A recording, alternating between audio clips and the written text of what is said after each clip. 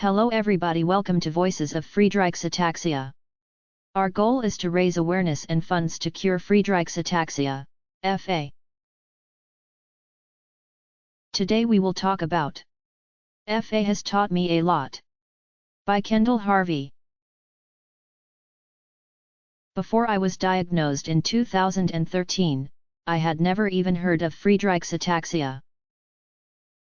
I learned a lot during the diagnostic process as we assessed the viability of possible diagnoses to rule out. For example, I never knew there was such a thing as gluten ataxia, but I know I don't have it. I spent way too many hours thinking I had multiple sclerosis, brain tumors, and muscular dystrophy. I tested negative for each of these possibilities on my diagnostic journey. When we got to the point of genetic testing, my doctor rattled off a handful of possibilities he was considering, but I was only half listening. I was so overwhelmed with relief that my MRI proved I didn't have multiple sclerosis or a tumor, and I was scared and frustrated at still not having answers. I didn't really hear any of the genetic conditions my neurologist listed because I had told myself that if my MRI was clear, I would stop symptom checking and self-diagnosing via the internet. I would leave the doctoring to the actual doctor. I decided to stop psyching myself out before each appointment. When my doctor told me I had a genetic disease called Friedreich's Ataxia, FA, I was so earth-shatteringly confused. How could I have a genetic disease when everyone in my immediate and extended family was fine? My doctor was only able to answer my questions on a surface level. He offered me a summary of FA and the related symptoms. He recommended seeking out not only a neurologist but a cardiologist, an ophthalmologist, and a physical therapist to learn more and to manage my health. After the shock of my diagnosis wore off and I began to research my disease, I quickly realized he was right. This diagnosis was huge and I needed a team of help. I assembled a world-class team and took charge of my health.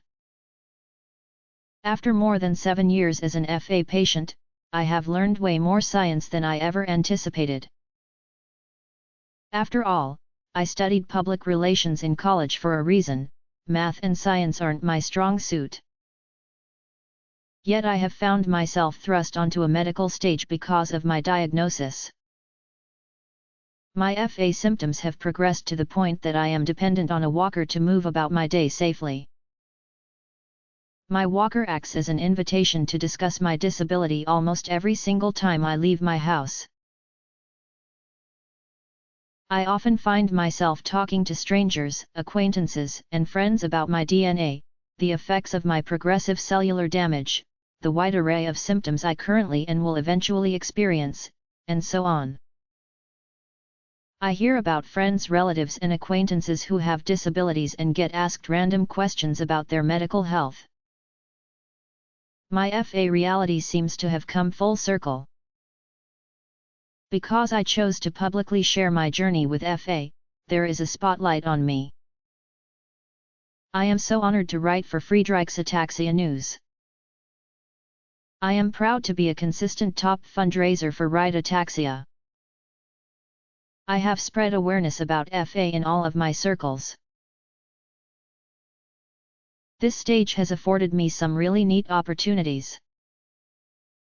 I have talked to newly diagnosed patients and their families.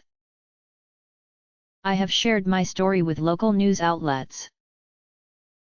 I have shared my spiritual journey with my church.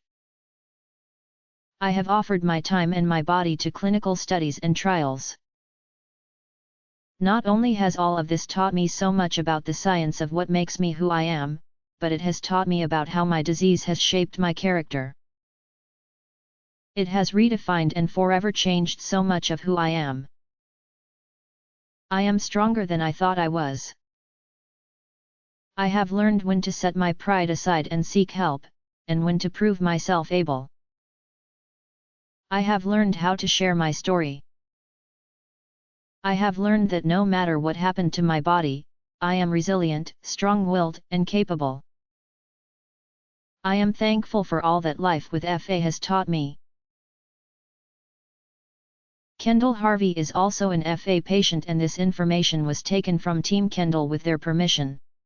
The link is provided in description.